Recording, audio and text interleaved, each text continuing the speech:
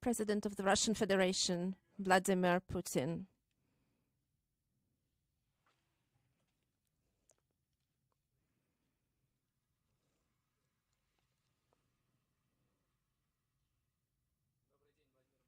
Hello, Vladimir Vladimirovich. Hello, colleagues. Before we begin the discussion, I would like to show you, Mr. Putin, and you, colleagues, and our participants in our discussion today. We have Alexei Fedorov next to us, who's the head of the Russian Quantum Center and the youngest professor. And the head of Rosatom is here, Ilya Siberyakov, who built the computer that you, Mr. Putin, saw today. Ilya heads the subgroup and at the Institute of Physics. And we have also Nadezhda Barshchevska, who works at the Quantum Technology Center at the Moscow State University. Oleg Belozorov, head of Russian Railways, and Vladimir Yegorov, who is the deputy head of the Quantum Internet Center. Mr. Putin, we've just had a chat with the scientists, and you said that happiness is in creativity, and we've been discussing the same idea that we are living at a time, we as the science community, at a time that's a very happy time for us because so much is happening that our creative path can be compared. We've covered so much in 10 days that sometimes takes a lifetime for others. My colleague here, I remember when we were students and we were talking about what quantum computer is, and people were telling us that's sci-fi. And now they're asking, when are you going to complete everything in the Russian nuclear industry? We have come a long way. And today we're talking about technology, but also about people, how they lived all this time and how we have approached this event, this forum that we could not have imagined 10 years ago.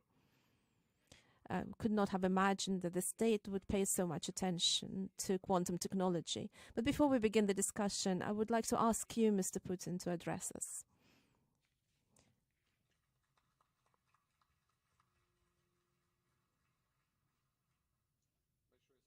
Thank you very much. I don't think this will be a fundamental speech because the subjects you are discussing are very specific. But I am glad to welcome all Russian and foreign scientists, engineers, business representatives, and all those taking part in the Future Technology Forum. The moderator said it was difficult to imagine 10 years ago that this forum would take place. Why? Why couldn't you? We always wanted forums like this, and we've always strived to have research, to have young scientists involved in research, and to reach the parameters and the results. And what we are trying to achieve, that's very important. We are setting achievable goals that our country needs. We are confidently on our way to achieving the results. So I expect that today's meeting will become a tradition, discussing promising areas that are already on the horizon in this decade, and at the beginning of the next decade will gain more and more momentum. And much of this will start looking like, will start to define the map of the world as well as the national economies. I'm not going to talk about purely scientific things today, because that's for those sitting here next to me, or at least some of them. And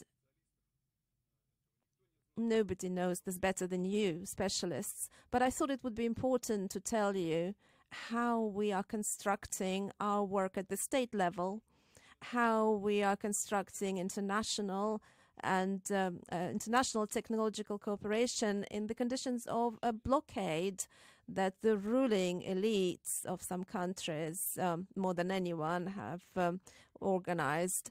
We are seeing access as prevented from accessing international technology. We have to achieve sovereignty. We have to achieve our own historical path. Our opponents want us to give up, but that will not happen.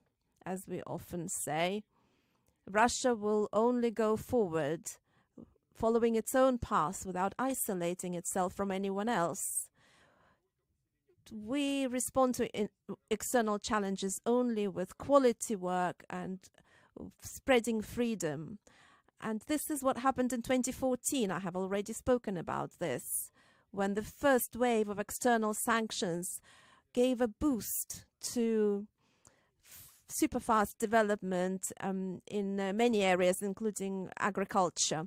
Today, similar processes are taking place in industry and in technology. We understand that in these conditions, the most important thing for development is to focus our efforts on priority tasks, those areas where we already have technology and at the global level, such as nuclear industry, artificial intelligence, and other areas. And secondly, on those areas that are critical for the country's development and where we must absolutely have our own competency.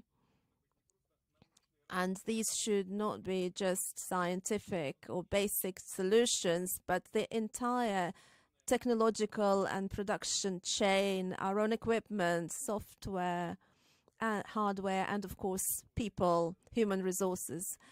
While solving the tasks of a technological sovereignty, we are not going to isolate ourselves. On the contrary, we plan to create and extend equal, mutually beneficial alliances with other countries. I will say that as part of Russian chairmanship of BRICS, we will discuss specific projects with our partners in a number of significant areas. First of all, these are state-of-the-art computing, data transmission and storage. I will dwell on that topic in detail, if I may, especially as this issue is in the center of attention for this forum this year. Our fundamental task is to transfer our whole economy and social sphere, government and its work, to a qualitative new principle of working on the basis of big data. The effect will, as we expect, be full, comprehensive and multiplying. This will be a qualitatively new level of labor management, new competencies and high salaries, accessible service and new opportunities for our people. Digital platforms will create and develop smart cities and unmanned systems, processes of production, accurate, precision agriculture, and a new level of logistics and power engineering, telemedicine and online education, state services and financial settlements. On the whole, platform solutions will open up the path of fully automating not only the technological process, but also the interrelations between market participants. For these changes, everything that's to do with big data is critically important. We are talking about a system-forming infrastructure for our future development, for the future of the economy as a whole. And it is obvious that dependence in this area poses a serious risk to national security, the weakening or even loss of the country's sovereignty. We must absolutely think about it as we look to the future. Let us be frank. This is what some countries were trying to achieve when they tried by fair means or foul to get us dependent on foreign standards and platforms, and it wasn't without success.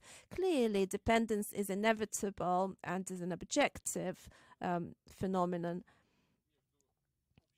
But between general words about openness and our own shirt that is closer to the body, there is a difference between those notions, and I have seen it in practice.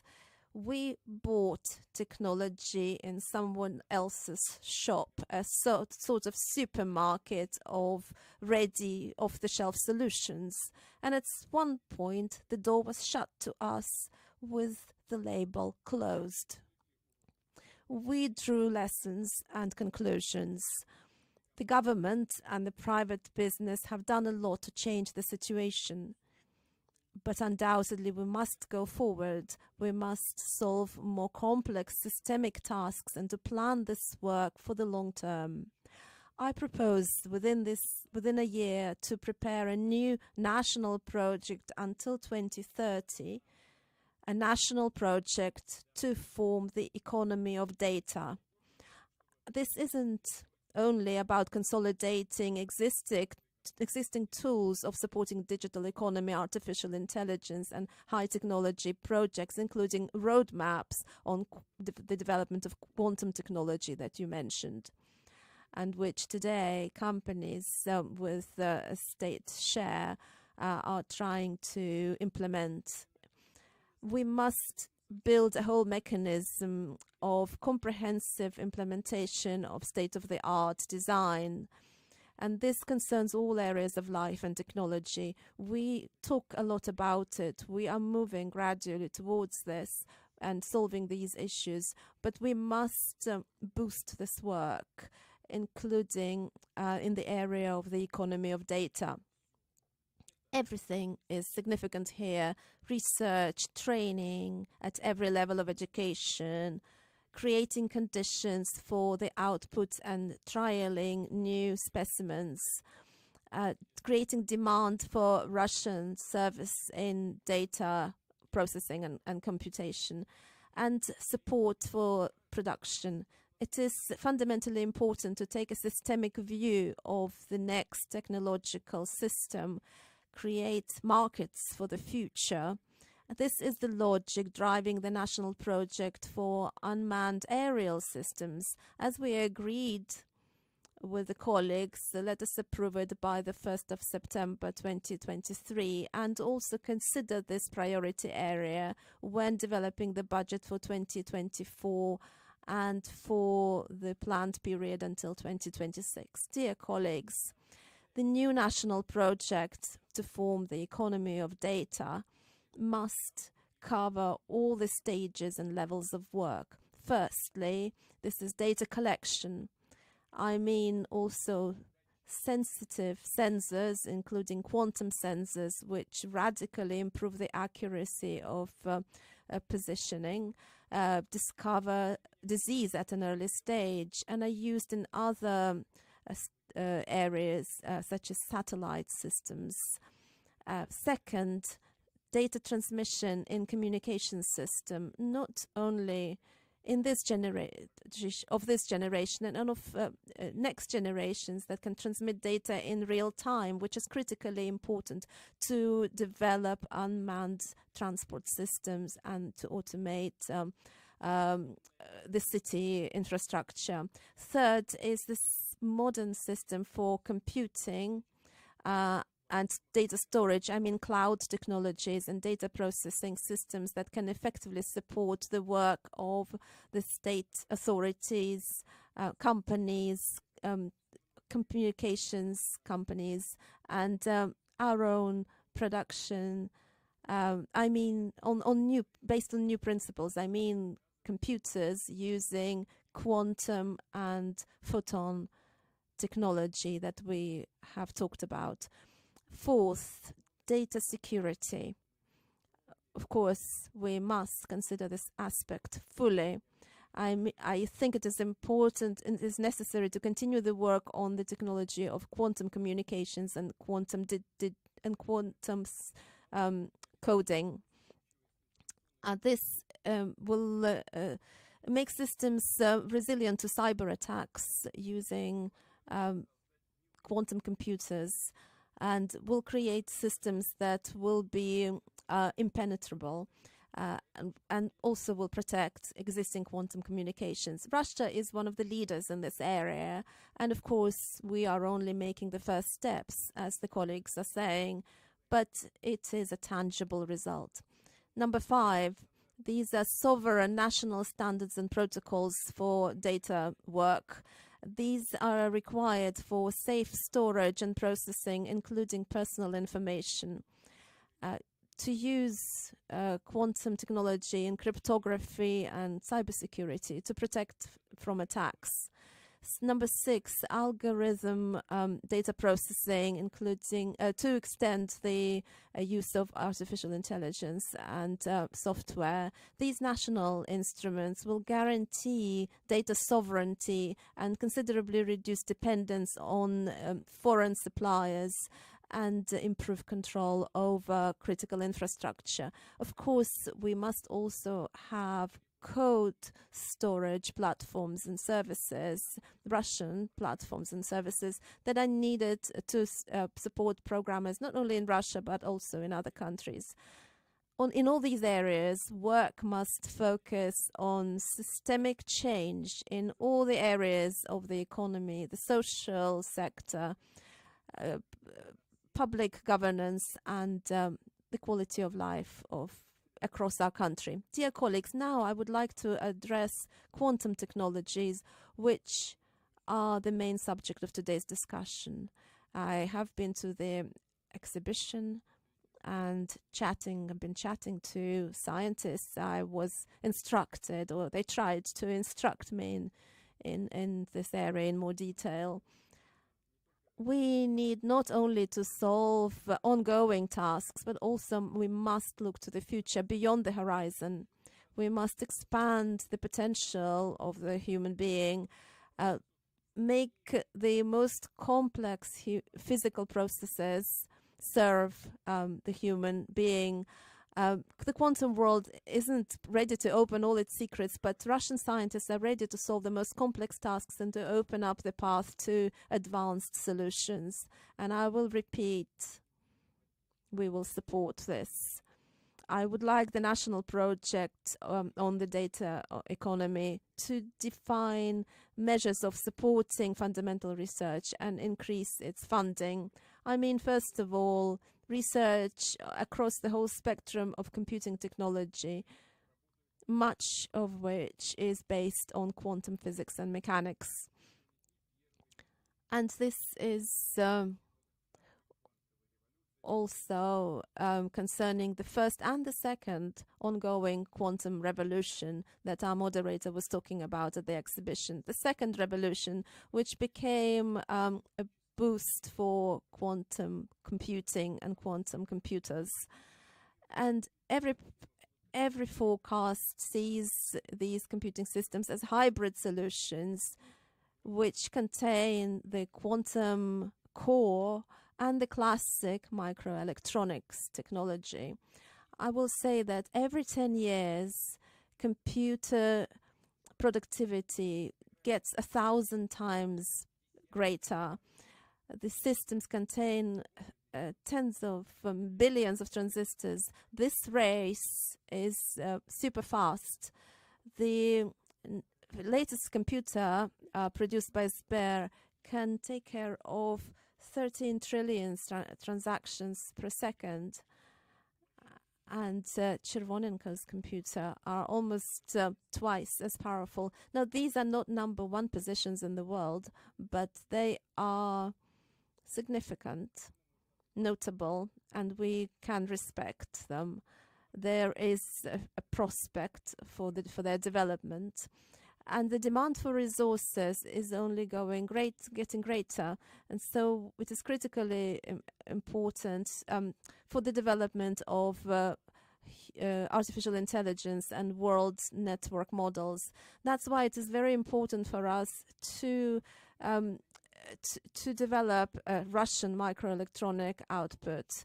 We are working on serial production of pure materials. Many know that in Zelenograd we are creating a new research center, implementing projects on technology equipment together with partners from Belarus.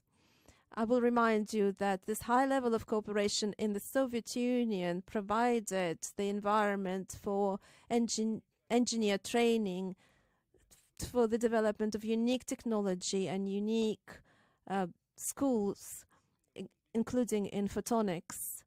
Thanks to that investment, today's integral systems is fully operational. Moscow has an integrated cluster of photonics, which encompasses startups, businesses, universities working together on new solutions and their implementation. Also based on the platform experimenting with future technologies, their testing and practical implementation.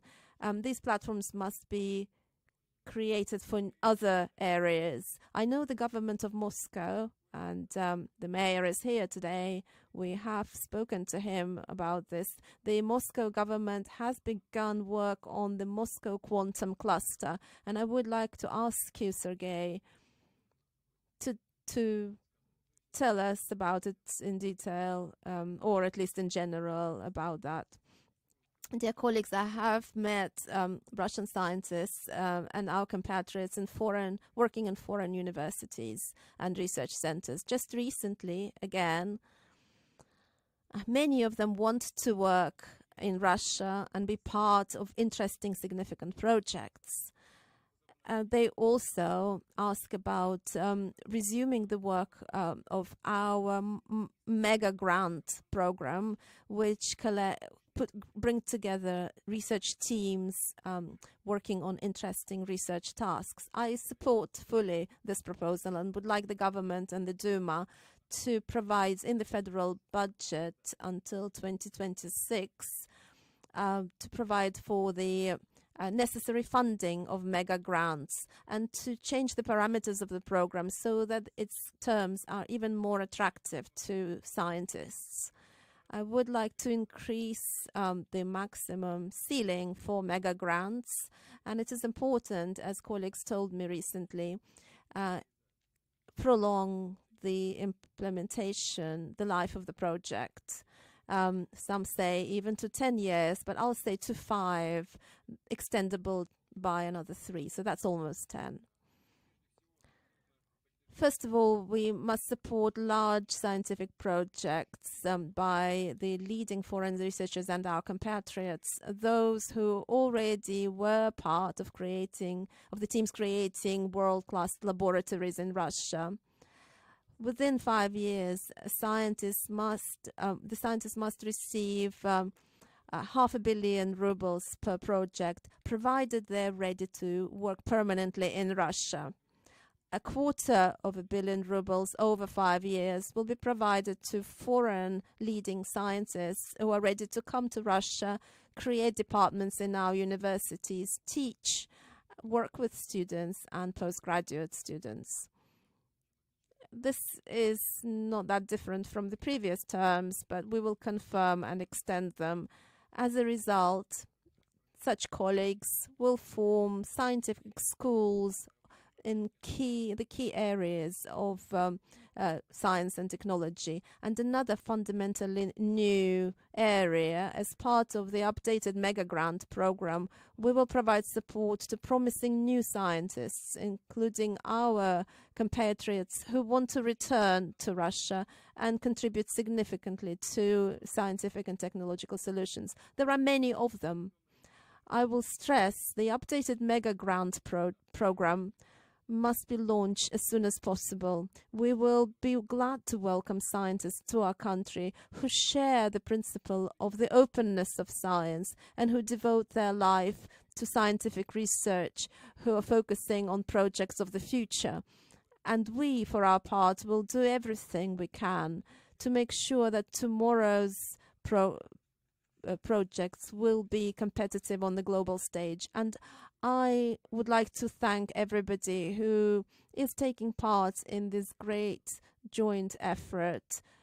Congress in particular, that's organizing our forum, the Russian Quantum Center, the state company Rosatom, the Russian Railways, whose leaders are here today, innovative companies, the leading research institutes and universities for their technological breakthroughs and for their constant desire to go forward. Separate thanks are due to the Russian Academy of Sciences for their in-depth assessment of technological research projects. Dear colleagues, I would like you to expand not only your expert but also methodological support for the national development programs. I will add that this year the Russian Academy of Sciences will be 300 years old, and at this stage of its development, the Russian Academy of Sciences brings together scientists and business, solving the tasks of our country's technological and scientific sovereignty. In this close cooperation, they will be preparing for the next forum, which will next year be devoted to neurocognitive and biomedical technology. Thank you for your attention.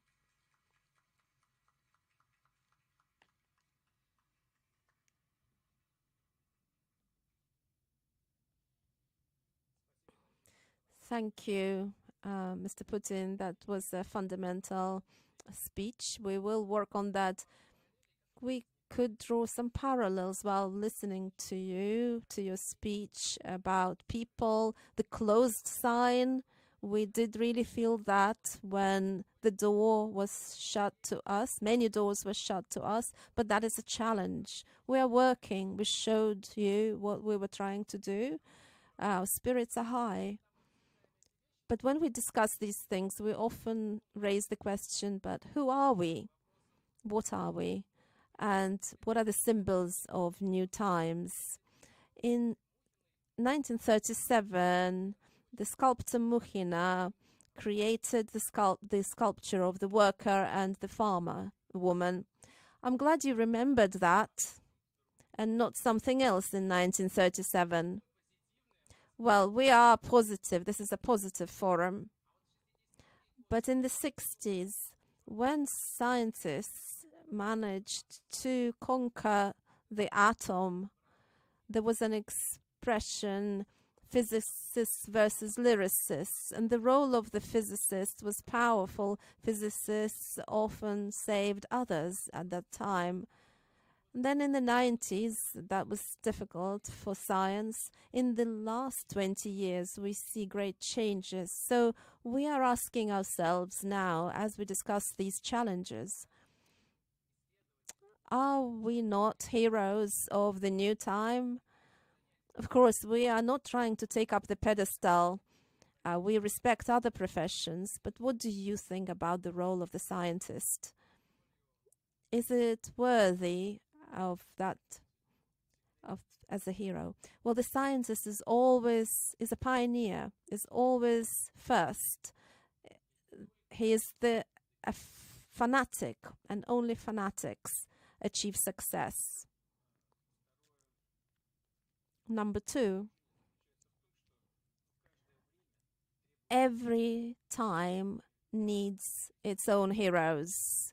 In the 60s or even before, if you recall 1937, that was started with Beria, who led the nuclear project and dealt with the missile project. That started back then. The time demanded results in that area, and the people who worked in that area were heroes in the public conscience. Times are different now. The priorities are different, and it is not difficult to test them. The latest public opinion survey by FTSIOM, the State Public Opinion Research Center, said IT was the most popular job among young people, 30%. The doctor was second, 30% wanted to be doctors.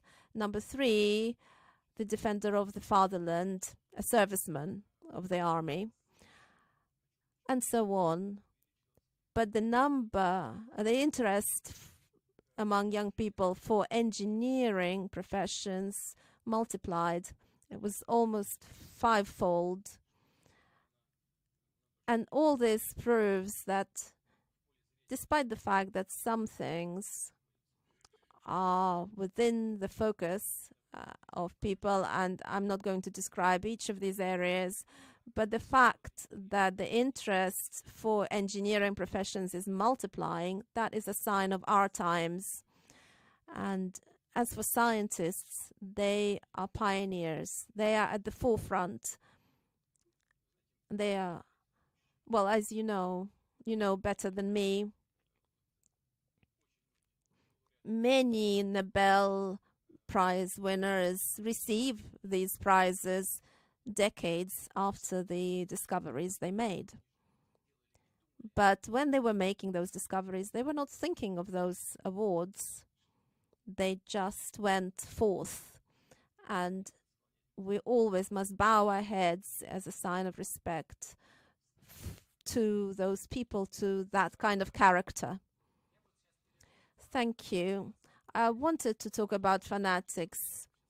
Among our community of scientists, Ilya Sibirakov is a fanatic, and which is scary, but it is also quite fun. Please, Ilya, tell us about it.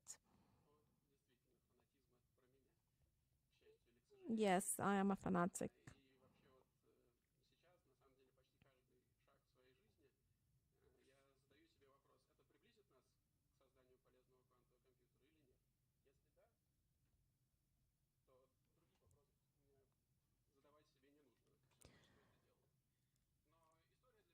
So my story started not yesterday and not before. It started in 2015 when I understood that I didn't want to be an astrophysicist, but I wanted to be in quantum optics. And I came to the laboratory of theoretical astrophysics.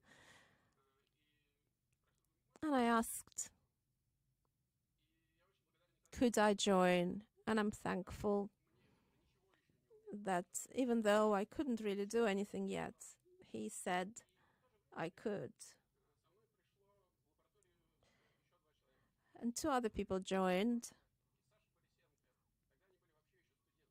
They were students back then.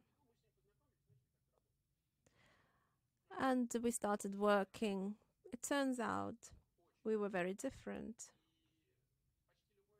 And almost every solution took hours. We were shouting at one another until we lost our voices. But despite these differences, every time we remember that our sole goal is to build a quantum computer. Before that, we had other tasks. So this diversity and respect for each other, I would say even love, allows us to look at each problem from different sides and find solutions.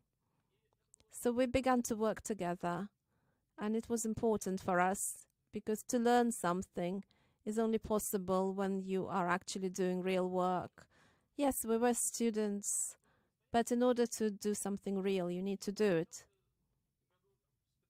And we did that between 2015 and 2017. Then we began to apply it.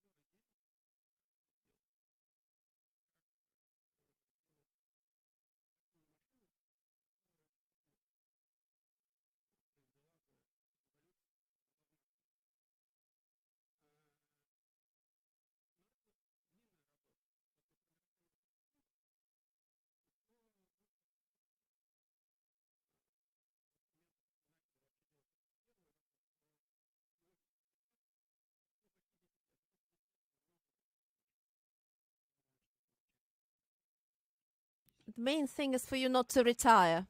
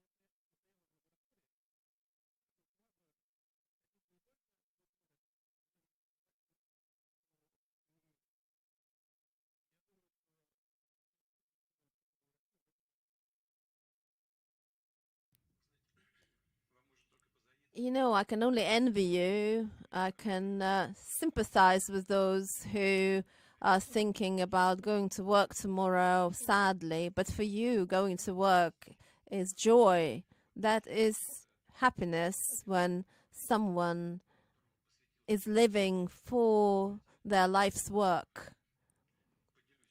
I will share something with you.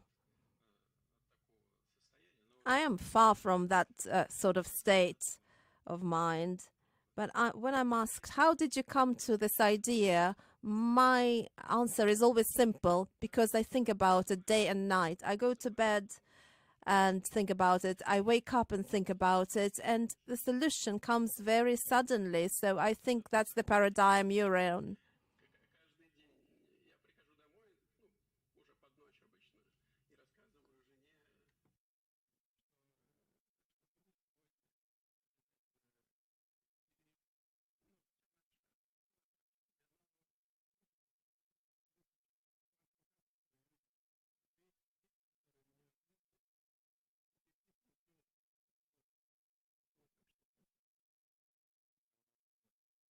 Don't forget your wife. That'll cost you dearly.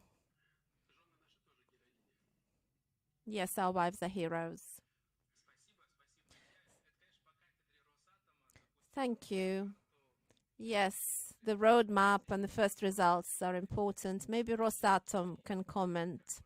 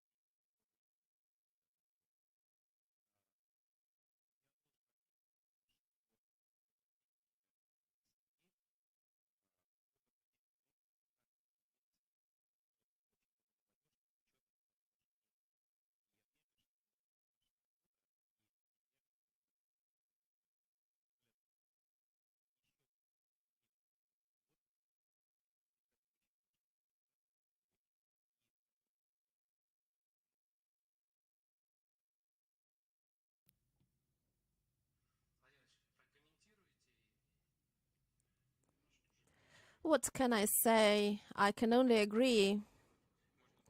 That's what we'll do. I can agree that we need to support young scientists. We have more and more of them, and that is good. You mentioned laboratories that we acquired as a result of mega grants. We have many, 346 if I'm correct, not only at leading research centers, but in at least another 10 cities that have never had good scientific schools. But as part of this work, and as proposed by the scientists themselves who were conducting this research in the innovative laboratories, they proposed creating an environment for young scientists. And that's what we did. And today, these laboratories, in 50% of their staff are young scientists and postgraduate students. A lot is yet to be done, and we need to help them with their everyday life and create the physical environment, tools, and we will do all that. Thank you, Mr. Putin. The discussion is very interesting, and as always, we are short of time, so I would like everybody to have shorter speeches so we can cover everyone.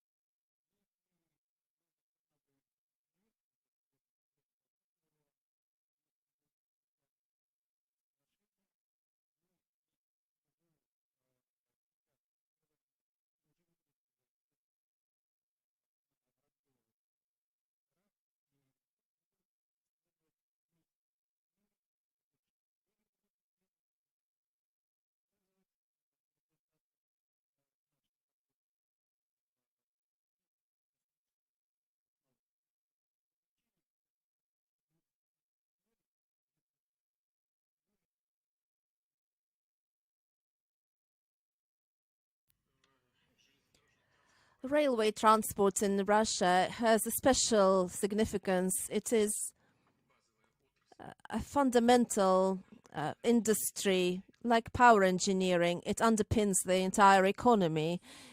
Security, speed, safety are among many important factors here. And the fact that the industry doesn't stand still and is developing based on state-of-the-art technology, that is extremely important. That can only be welcome.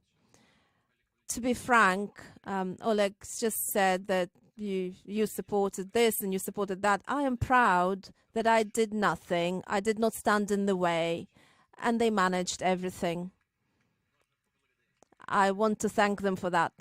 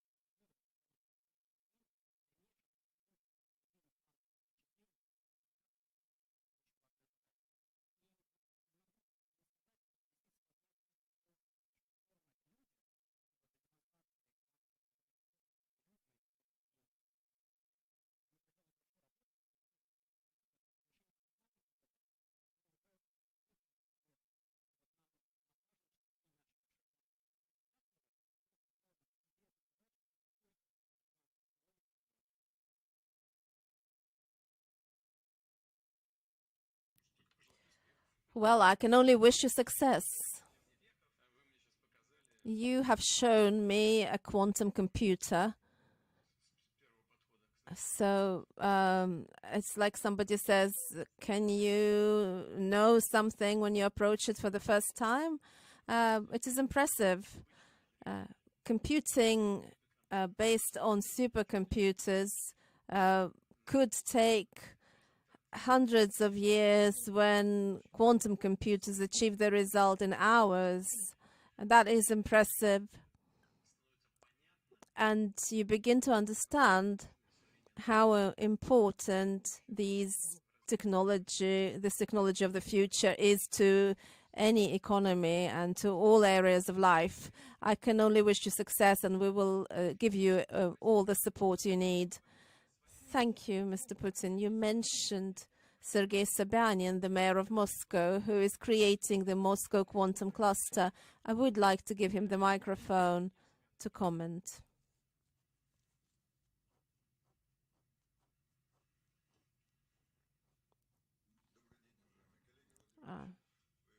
Mr. Putin and colleagues, you asked me to be more active in supporting photon technology and quantum technology in Moscow. It is logical because we have many enterprises that are world-class in this area. As for photon technology, we created photon clusters and microelectronics and photonics cluster, and we determined that the central project in this cluster, which brings together 50 companies in Moscow, is the creation of photonic integral schemes. This is technology that allows to speed up data transmission 100 times. And this is a technology that isn't some kind of sci-fi. It is something that is used in many countries. And if we fall behind with this technology, we will have to get off-the-shelf products and queue up for this technology. We began to build a laboratory industrial center in Zelenograd. It will be completed next year, and we hope that in 2025 we will receive the first output that should provide consumers in our country, and these are mobile phone operators, data processing centers, and so on, will be able to reduce their energy consumption, speed up data transmission, and the economy will change. As for quantum technology, we work in two areas. Together with the colleagues present here, we signed an agreement to create a quantum communications center based on the Lomonosov Center that you and I opened recently. This will be one of the focus projects of this cluster.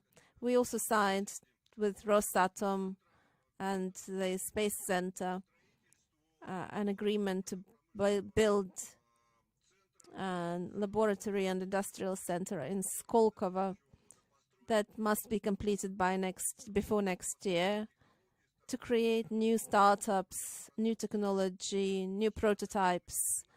We do not do science. Our task is to help create the infrastructure and to help different companies come together on these platforms, and also to find buyers for their products, including industrial companies in Moscow and city services, as Alexei said, health, transport, urban development, and so on. This technology must be implemented today. There should be solutions for those working on industrial technology to help them understand where their consumers are.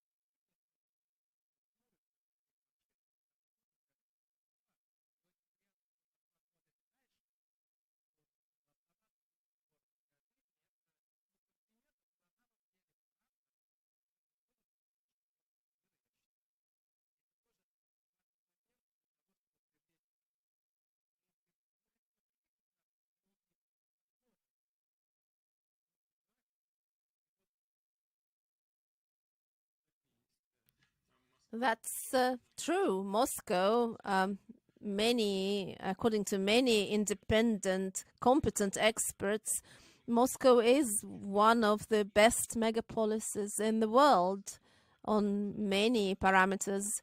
And it's enough just to look at it, look at the transport infrastructure. You will recall just 10 years ago, it was considered that Moscow's transport problems could not be solved, but they are being solved. I can't say all of them are solved, but they are being solved effectively, including with the help of state-of-the-art technology in transport, in road construction. Of course, there's always room for criticism towards the current government, including at the regional level, because this is too big an economy. There will always be drawbacks. But on the whole, Moscow is moving towards achieving maximum results for Moscow residents, for those who come to work here, and for visitors to our capital. And that is obvious.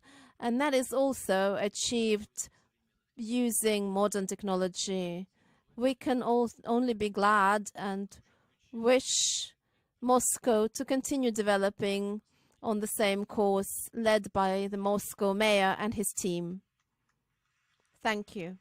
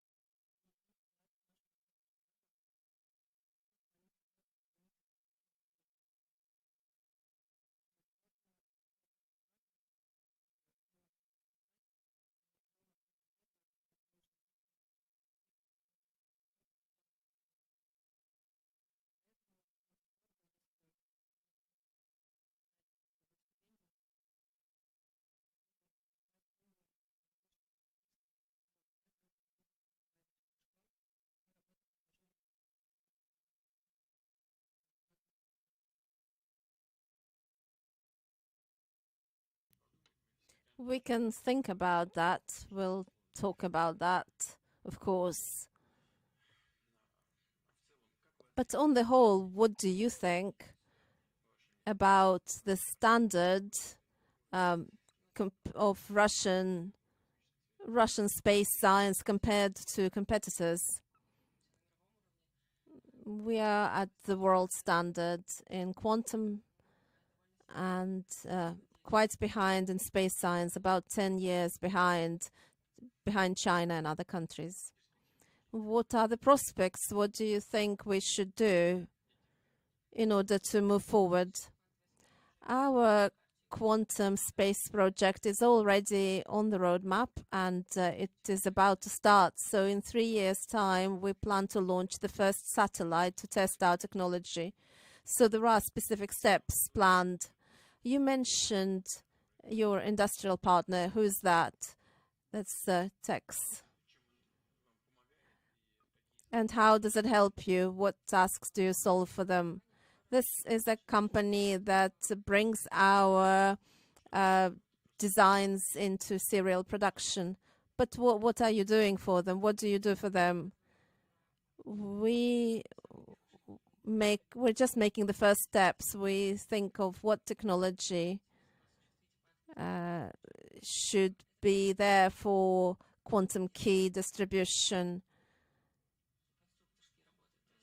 We do design, so already something being implemented. That's great. Well, we'll talk about student grants, yeah, and scholarships. Thank you.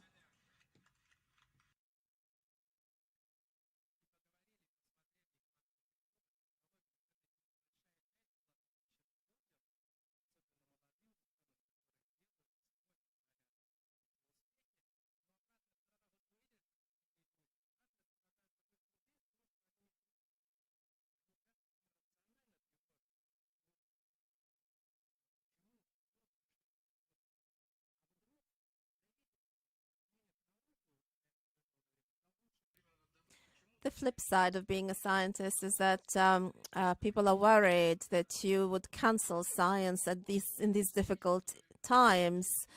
So it's really good that you came here and showed your support, and the fact that you're here standing on the stage with our guys, that is a strong signal of support for us, and thank you for being here. Even the all-powerful government of the Russian Federation cannot cancel science. It is absolutely out of the question. And there is no need to think that way. The Deputy Prime Minister is here, Chernyshenko. Maybe you could say anything. Could you say anything about the government's intentions?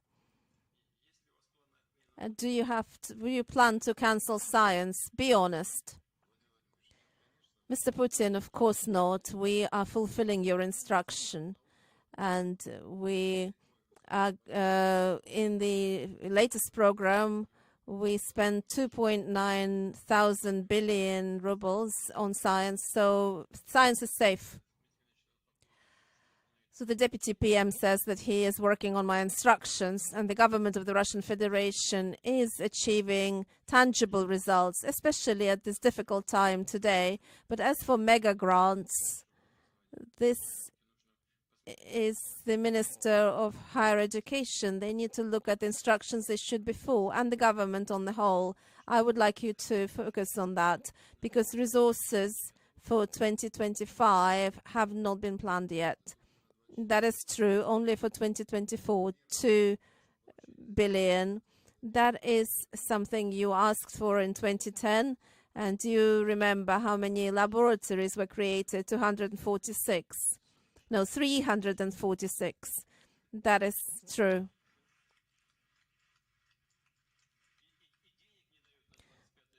He spends no money for 2025, and he doesn't remember the number of laboratories. Well, with your help, the Ministry of Finance will work on that. Thank you. It looks like we're... Yes, just a little bit more. I will correct you. Yes, Mr. Putin, your speech today is a huge inspiration and a kind of medal. But every medal has a flip side. So I want to talk to my colleagues in the quantum workshop. That is a huge advance. And at the next conference, we must present a qualitatively new level. We will report back. Yes, next year, I've already announced the subject of the next forum. It is extremely interesting. I just spoke to colleagues about it. one of the fundamental areas of development, biotechnology and everything to do with it. Very interesting. I'm certain that it will be held at the similarly high level like now. And I want to thank the organizers for all the work they've done to prepare and organize this forum. Thank you very much. Thank you. Mr. Putin, we will look forward to seeing you next year. All the best.